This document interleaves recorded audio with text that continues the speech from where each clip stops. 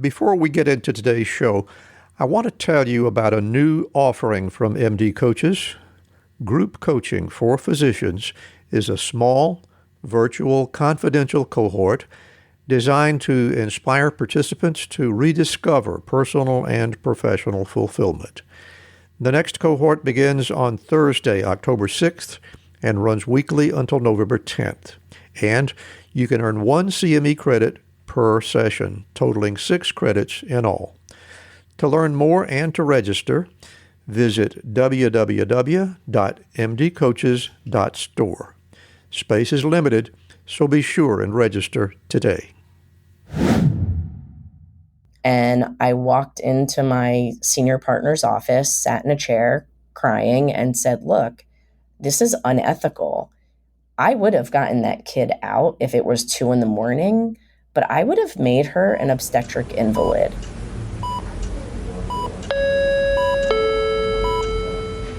Paging Dr. Cook.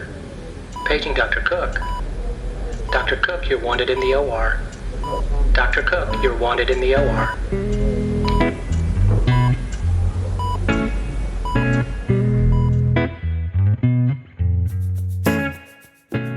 Welcome to the Prescription for Success podcast with your host, Dr. Randy Cook.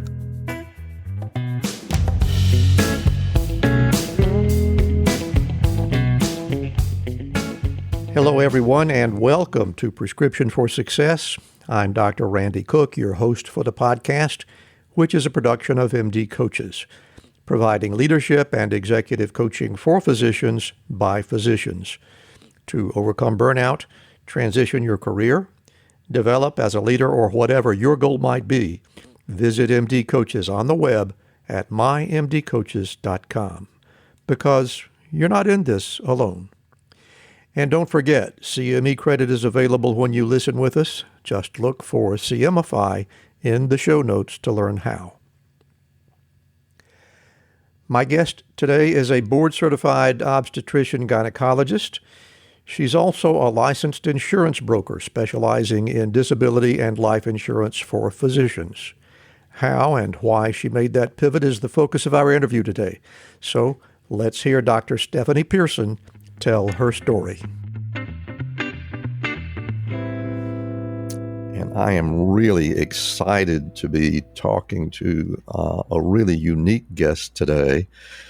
Dr. Stephanie Pearson up in the Philadelphia, Pennsylvania area has a fascinating story to tell about making a career change that was not entirely her choice. So, Stephanie, thank you so much for being with us today. I'm looking forward to hearing this story. Oh, thank you very much, Randy. I'm glad to be here. And as you may know, the first thing that we like to talk about on this show is exactly how you got started in medicine. When did all that come your way? Oh, wow.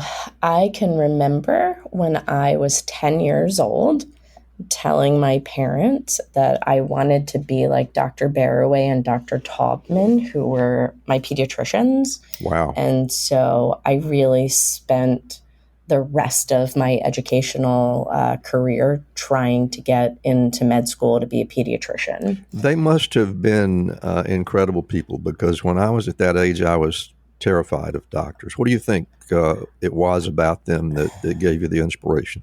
They let me touch the instruments, and they would talk to me like I was older than I was.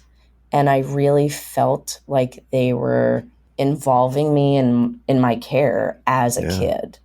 And, I remember one of them letting me use an otoscope to look in his ear. Is that right? He looked in mine. And I was like, wow, that's so cool. And I really just wanted to be like them. Well, that is really quite a story of inspiration. So you just kind of made your mind up right then. And Yes. From that point onward, that's where you were headed. And how did you happen to decide to do your undergraduate training at Emory down in the South? It's kind of a silly story. I love silly stories. I didn't really have a whole lot of help or guidance in the picking of colleges. And I was like, well, I'd really like it to be warm. and I've heard good things about them.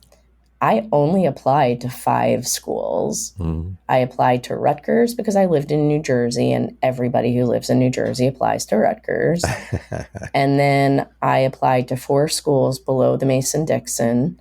And my brother, who is 2 grades ahead of me, had already gotten into Emory. And it was actually the only school I ever visited. Wow. And so he and I were like, would you mind if I came to school with you? And he was like, no. He's like, apply early, be done with it. It's such a terrible process. Yeah. And that's what I did. I applied early, I got in, and that was the end. Did you like Emory, by the way? I mean, did it turn out to be I loved it. what you wanted it to be? Yes, Yeah. I loved it. I made lifelong friends. It got me where I needed to be. It's so close to the city, so I got to experience kind of a beautiful suburban college and or university and a big city, right? So I got to experience kind of both of those things, and I have nothing bad to say about my time there. That's fabulous. But tell us more about getting into medical school. It sounds like that might not have been quite as much fun. So I am one of those folks who works really, really hard and is not the best test taker in the world. And so I feel your pain. Yeah, so my MCAT scores were fine, but they weren't great. And I applied to, I don't even remember how many schools, and I got waitlisted at one. And at the time, I was doing genetic research, and my PI said, what do I have to do to keep you here to finish the project? And he didn't know at the time that I was waitlisted at one place. And so I said something that I didn't think he would actually take me up on, but he did. And so I figured things happen for a reason. And it just wasn't my time. And I stayed at Emory an extra year and ended up getting published. And I applied the second go around.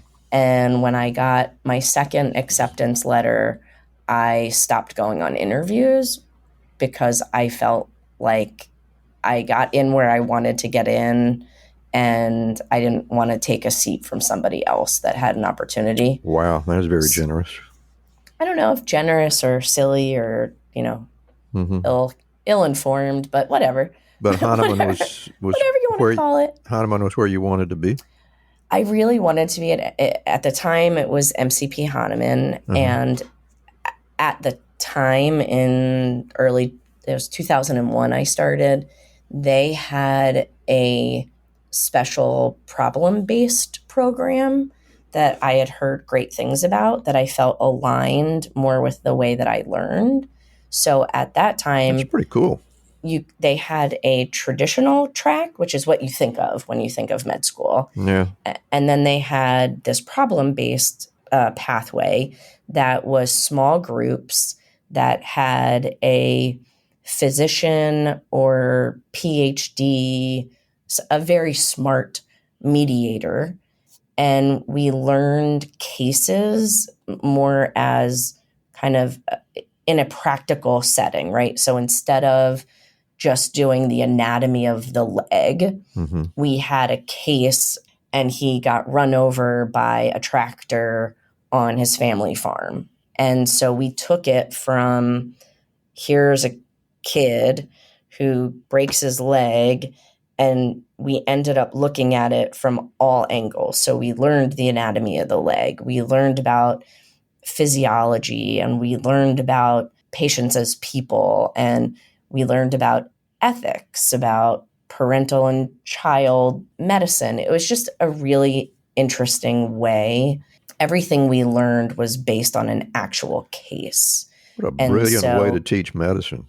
Yeah, I used to say that I felt more like a doctor in training than a medical student. And I realized that that's a little bit semantical, but that's truly how I felt. And to this day, I can remember certain cases that stood out. And, I bet you can.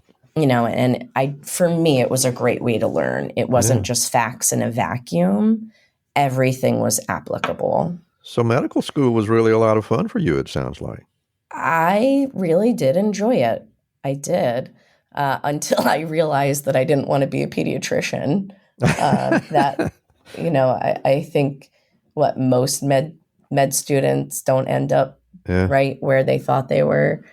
One of the reasons I also liked this program was that we had the opportunity to do a pseudo internship with a primary care physician in the area. And so I spent 2 half days a week for 12 weeks with a pediatrician. And I really liked him and I really liked the kids and I couldn't stand the parents. There you go. And I was like, oh Lord, what am I going to do now? Because I can't do this for the rest of my life. And this is what I've spent the last 10 years of my life trying to do. Yeah. And now I have med school debt. And oh my God, what am I going to do? And I had a circuitous route to get to OB. I had done general surgery as my first rotation as a third year and realized that I really loved using my hands. And that's kind of rare. Yeah, I loved it. And didn't really at the time have very many female role models where we were. Yeah. And so I was trying to figure out like, okay, how am I going to make this work? And I had the opportunity to spend 2 weeks with a pediatric orthopedist and loved it and was like, okay, I'm going to be a pediatric orthopedist and spent a better part of my third year trying to make connections. I did some research at Penn. I was like lining up my sub-I for fourth year and I had it all figured out. And then my last rotation of third year was my OBGYN rotation. Why did I pick it last? Because I thought there was no way that I would want to be an OBGYN. Why do you think that was? I mean, can you put yourself back in that fourth year medical school mindset and tell me why that seemed so far not right? Yeah.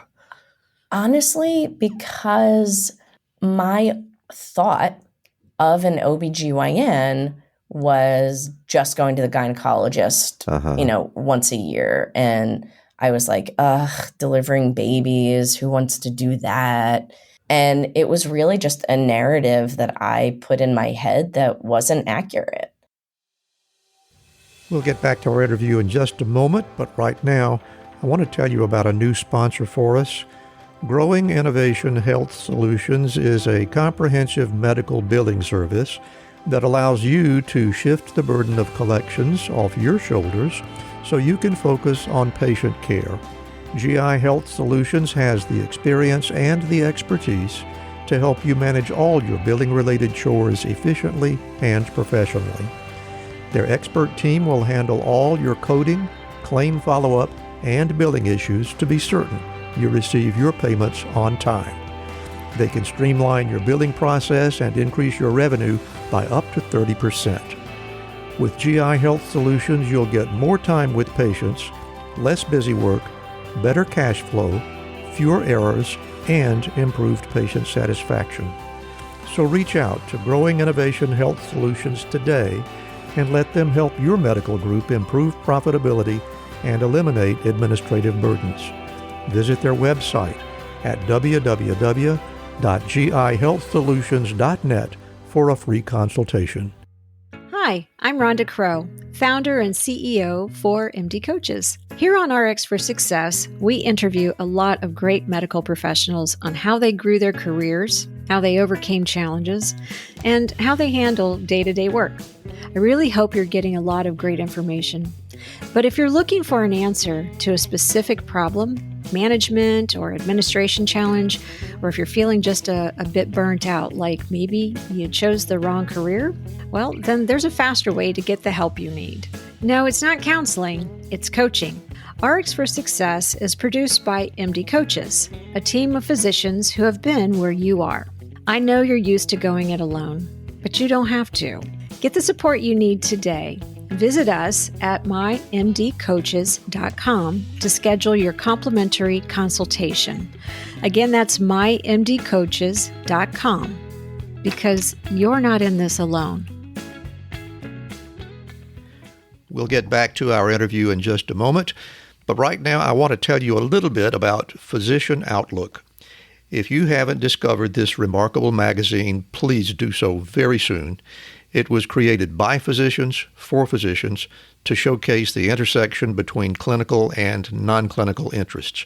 Whether it's writing, painting, cooking, politics, and dozens of other topics, Physician Outlook gives a physician perspective. It's available online and in print. It's really unique among physician lifestyle magazines. And like the Prescription for Success podcast, Physician Outlook amplifies the voice of any physician who has something to say. It also engages patients who still believe in physician-led, team-based care. And Prescription for Success listeners can get 3 months free when you enter our promo code RX for Success and select the monthly option at checkout. That's a really great deal on this stunning publication. And now let's get back to today's interview. Well, from the moderate degree of pre-interview research that I've done about you, it certainly sounds to me as if once you really got on your feet, that you really felt like you were exactly where you belonged. Did I misread that, or no? Definitely not the way it was. Definitely, right. I loved my patients. I loved the hospital. I again have made lifelong friends, and really felt like, I was doing a good thing and taking care of people. And sure. I was one of the surgeons that people sent hard cases to, and I really thought that I was going to be that old surgeon who either had, an MI at the table or had nurses saying, Dr. Pearson, maybe it's time to retire. That was kind of sure. That's what I thought my life book was going to look like, but little did I know.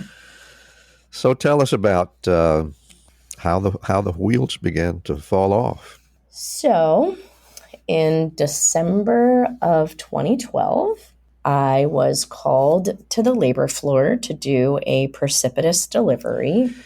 And you'd been in practice about how long at that point? I started in 2005. Okay. So what's the math there? I was in my 8th year. Yeah. So you really got some experience behind you at this point. Yes. Okay. And I got down to the room, lovely patient. I'd actually delivered 3 of her other children, which is pretty rare nowadays with the way that medicine is. Yeah. And really, baby number 4 should have just fallen out, right? It should have just fallen out. And unfortunately, mom got there too late to get an epidural and was kind of climbing up the bed. And she had a much larger BMI than I did. I had multiple nurses in the room helping me. And good, bad, or indifferent, I was a little bit notorious for speaking a little bit loudly to moms when they needed to pull it together. And in my experience, that's not rare in delivery rooms. No. And I have often been overheard saying, have your baby, I will fix the carnage, but nobody is getting hurt. Right. Unfortunately, I looked down at the fetal heart monitor and the baby's heart rate was in the 40s. And so that just wasn't an option. And so with the nurse's help, we got her in the right position. She was crowning. I put a vacuum on to help guide the baby out, told her that I needed her to focus and to push. And instead of pushing, she kicked me. And the first kick came right to my left brachial plexus. My arm went completely numb. Wow. I started to cry, but I had a baby to deliver. Yeah. So I turned my body, thinking I was doing myself a favor. I am right-handed, and kind of used my right arm and one of the nurses to finish the delivery. And as the baby was coming out, she kicked me a second time and dropped two of my nurses. Wow. And I mean, I knew something was wrong. Like I heard a pop. I was like, oh no. I was already crying. Yeah. I put the baby on mom's belly, made sure that the baby was okay. And then I stat called one of my partners to come down and finish the delivery, and found out a couple days later that maybe a week or two later, that I had a torn labrum. Did you even try to work in the interim? I'm sort of curious. Oh, yeah. Of course I did. I had Yeah. Of course you did. Yeah. Yeah. Okay. We put our heads down and we do our job. All and right, go ahead with the story. I did say that I was not going to operate for the month of January because I didn't want to be a risk, but I was still seeing patients in the office and showing up every day. But I did pull back on a couple of things because I thought it was the right thing to do. Mm-hmm. Unfortunately, my first orthopedist said, and I won't use the exact words that he used, but that I was being, we'll say weakling was the word he used, but it wasn't, that professional baseball pitchers pitched with torn labrums, so I should be able to do my job. And not knowing what I didn't know, I went back to work and I got an injection. It felt a little bit better. I continued to work and figured out how to compensate, which was really interesting because while I am right-handed, I'm actually a left-handed laparoscopist because we taught residents, right? So the residents get to use their dominant hand, so the attending gets good at using their non-dominant hand. Mm-hmm. And it was my left arm that was getting affected, and I was starting to have really bad chronic pain issues and nerve pain down my arm. I was losing range of motion. I was actually having my husband help me get dressed in the morning. And because someone had already accused you of being a bit of a wuss, you just pushed right on through it. Yes. Wow. And finally, August 3rd of 2013, not that I'm counting, there was a patient that was allowed to push for 5 hours. And I got called in to do the section. And my first assist had never done a C-section. Oh, good Lord. And I started to cry at the table. Now, remember, with a C-section, you have an awake patient and often a support person. So I'm sure that did not scream confidence. And so I started, and I was like, I can do this, and realized that I really couldn't do this. I could not get my left arm in the position that I needed to get it in to get this kid out. And thankfully, it was the middle of the day and it wasn't a stat situation. And I was able to call down one of my partners to finish the delivery. And I walked into my senior partner's office, sat in a chair, crying, and said, look, this is unethical. I would have gotten that kid out if it was 2 a.m, but I would have made her an obstetric invalid because I would have had to tee up her uterus, and it would not have been her fault or the baby's fault, right? It would clearly have been on my shoulders, no pun intended. And I was like, this is ridiculous. Like, I cannot practice like this. And I went to a new orthopedist, and it was one of those, do you mind if I call in my med student, my resident, and my fellow? And I was like, oh man, I've done this before. Right. I was like, oh, this is really cool for them and so not cool for me. Yeah. And, come to find out that I had a textbook frozen shoulder. And he said, have you been going to PT? And I said, no. And he said, why not? And I said, well, because I wasn't told to. I told I was being a wuss. And he just shook his head. And I was like, okay, so I guess this is worse than I thought. And he said, well, we should be able to do surgery and get you back to work. And I said, okay. So I ended up having surgery almost a year to the date of the accident. It was December of 13. And I went to sleep getting told that I'd be back to work in 12 weeks. And I just had my 9th anniversary away from clinical medicine. August 3rd remains a day that is not a very good one for me. I know that I should be celebrating my new life, but I would almost kill a puppy to be back in the operating room. So I woke up and he literally said, I don't think you're getting back, and went a step further to write in my records that I was a liability. And so you learned right away. Oh, I learned right away. Okay. I learned right away that he didn't think I'd get back to OB or operating. I was actually cleared to do office gynecology as tolerated. So in my mind, regardless of what happened over the next 12 weeks of rehab and whatever, I assumed I was going back to be an office gynecologist. Right. And I had spoken to the chair of the department, and he was like, oh, we want you back when you're 100% and don't rush it. And in a very John Cusack movie-esque moment, and I guess I might be dating us, but the day my FMLA was up, I got a knock on my door, and my postman handed me my termination letter. No one had the decency to call me and give me a heads up. There had been talk about me becoming the chairperson at our hospital.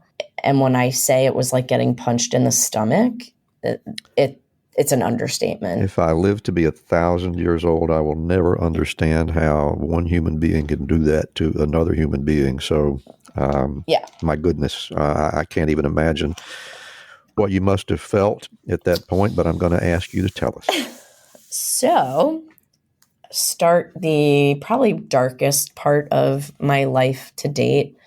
I did find out in my contract that it said I needed to be able to do 100% of my job duties to be employed. So clearly, they had a right to terminate me. I did talk to an employment lawyer. I found out then that there was a note saying that I was a potential liability. So now I had malpractice insurers telling me that I was uninsurable. And I wanted to crawl into a hole 6 feet deep. I bet. Because that really closes all the doors, does it not? Oh, done. And I did not realize how much of my identity I tied to being Dr. Pearson. And I felt completely lost. I was the primary breadwinner. My husband at the time was a flight nurse. And I knew that my life insurance covered suicide. And so I felt like my family would have been better off with me dead than disabled, because I guess I jumped ahead one step. I found out that our group disability insurance through the hospital in fine print didn't cover work-related injuries. So I got flatly declined, they actually told me I would have been better off had I fallen off my bike. And then workman's comp initially declined my case because they said while an injury occurred, my frozen shoulder was idiopathic or my fault because I continued to work while I was injured. So I ended up having to sue the state for my workman's comp. And I really felt like my family would have been better off financially if I was dead. And I had a plan. I wrote my husband and my kids letters. And one day, my husband brought home a puppy. I wanted to kill him. And he said, clearly the boys and I are not enough. You have to take care of something that needs taken care of. So you have a choice. You can get out of bed and take care of the dog, or be surrounded by filth and the dog will die. I feel you certainly are, but I wonder if you're aware that you're probably married to one of the wisest human beings on the planet. Yes. At the time, I did not think so, but I have sung his praises many, many times since. I mean, her name is Kimber. She's a bull mastiff, and she saved my life. I started doing what I was good at, right? Taking care of things. And so we went on long walks, which was good for my mental health and my physical health, and went to a dog park and started socializing again and talking to people. And interestingly, at dog parks, people didn't really ask like who or what you did. Like it just never came up. People talked about their kids, or they really talked about their dogs, right? That's fascinating, and isn't so it? I didn't have to retell my story 1,000 times, which was happening on the regular with all of my physician friends. I actually have to say that the people that were probably the meanest to me were other physicians. You know, either knowingly or unknowingly sometimes, right? You know, and again, and yes, because I got the, what do you mean you can't do your job? You look fine. You know, invisible disabilities suck. I mean, there were days I wished I was in a cast or something because I looked normal. It's just when you asked me to raise my arm, I couldn't get it at that time much above about 60 degrees. Now I can get to just about 120. But, you know, I had the physicians who said stuff like that. Then I had the physicians who were like, kick me in the shoulder. Medicine sucks. I want out. And I'm like, if you want out, get out. This wasn't my choice. Mm-hmm. Like, and I don't think they realized how hurtful that was, that this wasn't my choice. I like I said, I thought I was going to be the doc who died at the table. So that was, you know, it took a good couple of months. You know, I remember my kids were 4 and 6 at the time. And I remember somebody asking my older son, you know, what his parents did. And I heard him say, my daddy's a nurse and my mom used to be a doctor. And I just started to cry, you know, wow. And it took a really long time for me to get over that hurdle of trying to figure out who I was. I can see why. And Stephanie, I have to tell you that until I got to know your story, and you've really filled in a lot of blanks for me here today, but it has really put me in touch with something that I should have been aware of for the 44 years that I've practiced, and that is that physicians, for all their empathy toward their patients, do the worst possible job of taking care of each other. And I'd like to hear you talk about that a little bit more. God, that's like a whole nother podcast. Well, maybe. You know, we almost wear it as a badge of honor in a weird way. I used to talk about kind of the tyranny of perfection that exists in medicine, right? That we're supposed to be better than, stronger than, more resilient than. Yeah, look how much I'm right? suffering. All of those things, right? And I've done that. Like, I had hyperemesis with both of my kids. I would never tell one of my patients to go to work with an IV in their arm and get IV fluids at lunch. But that's what I did, right? You know, I got kidney stones and I went to the hospital. I was medicated overnight and still went and saw my patients at 9 a.m. the next day, right? It's ridiculous. I mean, my oldest son, thank God he's alive. I delivered a set of twins the morning that he delivered at the time when he was really active. Wow. And I didn't feel him move. So what did I do? I went and scanned myself and saw that I had a little bit of fluid. So I hooked myself up to the NST machine. His strip was beautifully reactive, and I kept on working. Unbelievable. And my partners let me work my whole day. I had an NST at lunch with IV fluid, and the plan was to deliver me after work. And afterwards, I was like, oh my God, what is wrong with us? If any of our patients had come in with a breech baby with low fluid, they would have been admitted and delivered.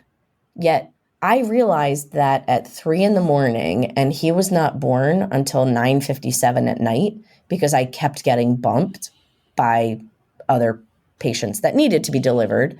The strip kept looking good, but I would have never done that, right? So even taking care of ourselves were the pits. And after that, I remember saying to my partners, like, I can't believe you guys let me work. Like, that didn't seem weird to any of you. And it was only after that I started to kind of stand up for myself, but not really, because again, after I got hurt, I worked for, 8 months. But I really do find that physicians as a whole are not great at taking care of each other, and it really stinks. I mean, it's like, I don't know, I liken it to like old school fraternity hazing. It's, my life was so bad, so suck it up, buttercup, you can do it too. Well, tell us a little bit more about how, in spite of that, you managed to find your way to a much better life. Also very circuitous. I started to kind of get back into my groove after a lot of therapy and was like, okay, my brain still works. I'm only 40. I don't know if I had mentioned that at the beginning, that's when everything happened. And I was like, there's got to be other stuff I can do. But man, I'm really pigeonholed. What can I do? And there is a conference put on every year called SEAK, SEAK. And for the life of me right now, I can't think of what it stands for. Okay. But it is basically for physicians who are looking for non-clinical jobs. It is in a nutshell. So I went, and it was a couple of days and lots of speakers talking about their journeys and what they've done and what's available to physicians. There were non-physicians and physicians, and nothing there really resonated except something that one person said. So none of the jobs were like calling to me, but one of the physicians said 2 things. She said, you need to figure out what you're passionate about. And she said, everyone has knowledge that other people could benefit from. And I really latched on to those 2 thoughts and wrote them down and went home and talked to my husband about it. And we were like, okay, what am I passionate about? And, first I was like, I'm really passionate about education and teaching. And so I did some medical editing, thinking that like that would be a great use of my knowledge. but it was really boring for me. And then I was like, okay, what else, right? I like operating. Okay, well, somebody had reached out from a biotech consulting firm. And I started to do some of the consulting, but I was like, this is a little bit over my head from like an engineering standpoint, and I didn't feel like I fit in. And then I was like, okay, well, I'm really passionate about OB, and I really hated getting sued. And all right, let's see, can I help with med mal defense work? So I actually contacted our malpractice attorney and said, hey, I'm here. Like, is there anything that I can do for you to help other OBs? And I loved it. I was researching stuff. I was really getting to use my OB brain again and really trying to help defend these docs who I believed did not do anything egregious. Sure. Mm-hmm. But come to find out that you have, at least in Pennsylvania, I don't know how it is everywhere else, but in order to be an expert witness, you have to be practicing in a certain period of time. Yeah, I think that's pretty universal across this country. And so I timed out and was like, uh-oh, what are we going to do now? And interestingly, I had already started lecturing to area residency programs because I had learned so much the hard way about disability insurance. Mm-hmm. I had already mentioned that I didn't get my group. I ended up settling my workman's comp case because I was just mentally exhausted. I did have 2 private policies, but found out neither of them was exactly what it should have been had I been properly educated. And really just started lecturing my friends' programs and was basically sending them out, right? Like I did the education and said, well, now you have to go find somebody, but these are the things that you need to know. And again, one day, my husband said, you know more about this stuff than most people. Why don't you go get licensed? And I thought it was the dumbest thing I'd ever heard. I was like, I'm not a salesperson. Insurance agents are so schwarmy. And look at what happened to us. And he was like, right. And now you're educating people the way that you wish you were educated, but you're sending them to other people. So let's do it better. And I said, I'll give it a whirl. And I locked myself in a room for 6 weeks with textbooks and colored markers and 3x5 cards, because that's how I studied. And I took the test and I called him from the car in tears because I didn't get an A. And, oh my God. And he said, oh my God, has anyone in the entirety of your practicing medicine ever asked you what you got on your boards? And I was like, no. He's like, so why do you think that anyone is going to give a rat's behind what you got on the test? You passed in 6 weeks. That's all you need. And we started at our kitchen table, and I started reaching out to everyone I knew and saying, look, this is what I'm doing now, and this is why it's so important. And I really set out, I mean, this is going to sound really egotistical, but I really set out to change the industry. Well, I don't think that's egotistical at all. And I've never met a doctor that didn't think that the lowest beings on the planet are the people that deal insurance. So, yeah. So that's how it all started. And we bought a map of the United States, and we put it up in our home office and got little push pins. And the boys wanted to see how long it would take us to get a client in every state. And I feel terribly that I really don't know how long it took, but things just really blew up. Like I could not have predicted the exponential growth that we've had. I mean, I was probably doing it myself for about a year.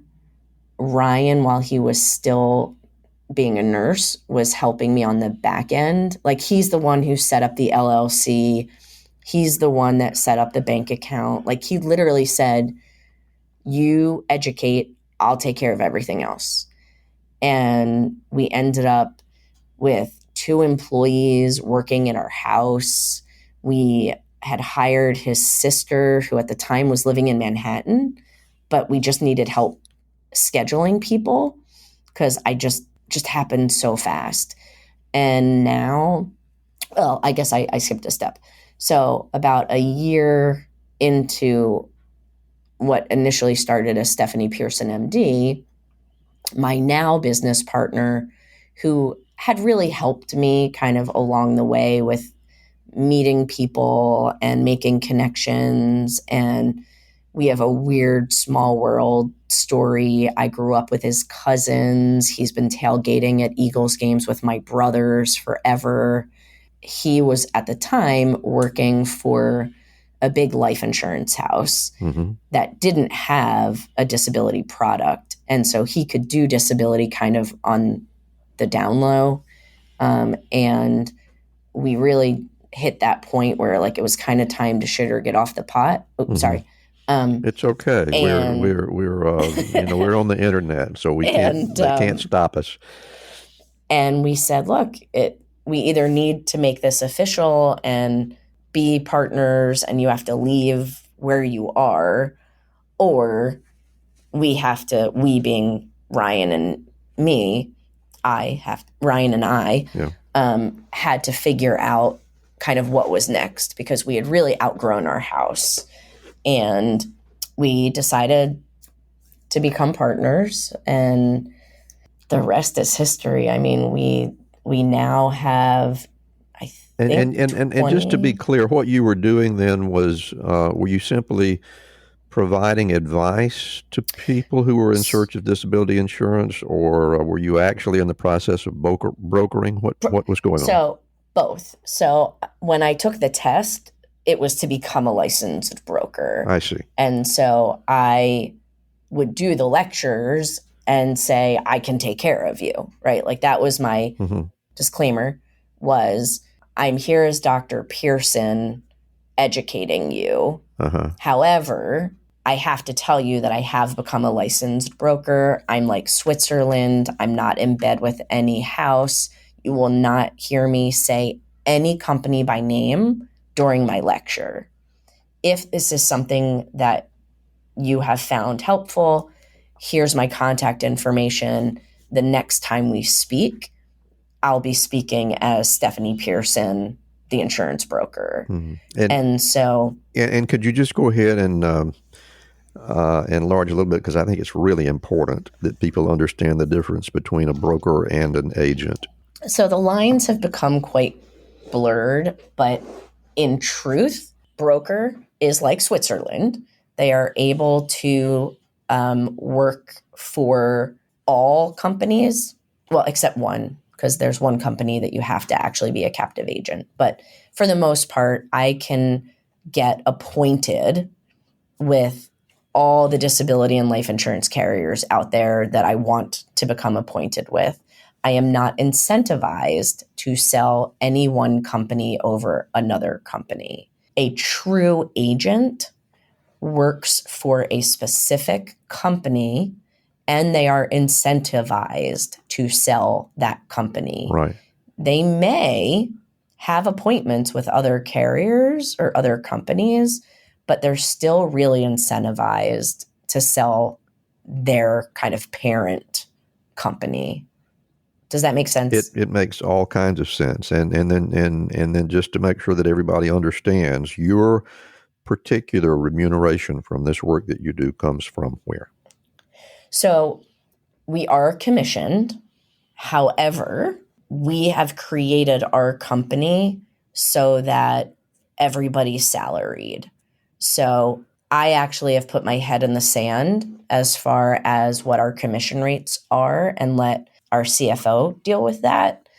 And the brokers that we've trained to do it the way that we want them to do it are in fact salaried. Mm-hmm. And so not a single person in our company gets paid by commission. The company gets paid by commissions, but even I'm a W-2 employee. So there's nothing to be gained by going with one particular company over another. Nope. Yeah. We absolutely lead with education first, transparency. Like, it's all about education here. I want people to make sure that they are making informed decisions. And it's really nuanced. I mean, it's ridiculous. There's no standardization of language in insurance.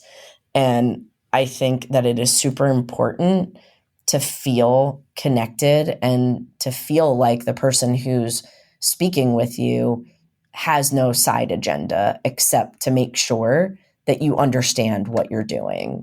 And I liken it to informed consent in medicine. You know, I really want people to feel good that they understand at least cursorily what all of this stuff means. And, you know, I know we joke about, are there stupid questions, not stupid questions? When it comes to insurance, there's no stupid question. And I still at times have to go back. I'm continuously following up with these companies, you know, what's changing, what's different. One of the things, you know, I will kind of toot my own horn for half a second is because of my background, I've been able to make connections in all of these companies with their underwriters. And so we do a lot on the front end to manage realistic expectations. And I'm able to advocate for people in a way that your traditional agent or broker can't. And we've actually managed to change some of the underwriting that's happened since I started, which is really what I'm the most proud of when I can see those changes that make sense, because the insurance people will tell you until they're blue in the face that community medicine and insurance medicine are not the same. And I get it, but there are certain things that I just want to be fair. For instance, when I started, any woman that had a C-section for any reason, they would not cover future pregnancies. They viewed C-sections as an abnormal outcome of pregnancy. As a woman who makes breech babies, who is also an OB, I was incensed. And I started sending FACOG bulletins and other white papers and was like, look, it's standard of care. No hospital in the United States wants a woman delivering a vaginal breech. And there are places where you can't do vaginal multiples. Like, this is just not fair. I get it. Like, once you've had a C-section, once you've been operated on, there are potential risks going back in. Okay, so don't cover complications of future C-sections, but to knock out the entire pregnancy, I had a section for a breech kid. If I ended up with, a subarachnoid bleed with my second, it had nothing to do with my breech C-section. In the last 5 years, we have gotten all 6 of the traditional houses to make that change. Unfortunately, one house has swung back the other way since the beginning of 2022. But okay, that just means I don't tell people that have had C-sections to get that company. Right. I'm going to ask one other question before we move into the apex of this show, and I'm just going to get out of the way and let you talk. But imagine for a moment that someone made you emperor of the world. Oh, God. What change would you make in the insurance industry as we know it that would make it fair? because it's not right now? God, that's a tough one. I mean, I would like to see it be more transparent across the board. There's so much proprietary information that we just don't have access to. I would love to see a closer link between community medicine and insurance medicine, because I still do think that certain things really are unfair, and there are things that I'm still arguing and trying to change, and I will continue to do that as long as I think that things are not fair. But to say, I'd love to see it be fair seems very, very trite. Well, you certainly have made a difference, and I have no doubt that you will continue to make an even bigger difference. And those who remain in the medical profession are quite lucky to have you on their side, and I'm glad you're around for them. Thank you. As much as I miss practice myself, I'm kind of glad that I don't have to face the kinds of things that we're talking about. But knowing that there are people like you that are trying to truly make it better without being self-serving is really something that warms my heart, and it's great to see that. So that said, what I'm going to do at this point is give the floor over to you entirely, and I'm going to close my mic for just a few minutes, and Dr. Stephanie Pearson is going to give us her personal prescriptions for success. So I've mentioned quite a few of them while we were speaking. I would say that for me, the two things that really stuck when I was trying to figure out my new place and my new identity were figure out what you're passionate about, and you absolutely have knowledge that other people could benefit from. And when you match those two pieces, there's so many things that you can do and be successful with. With that being said, I think that it is super important to surround yourself with people who are supportive and lift you up.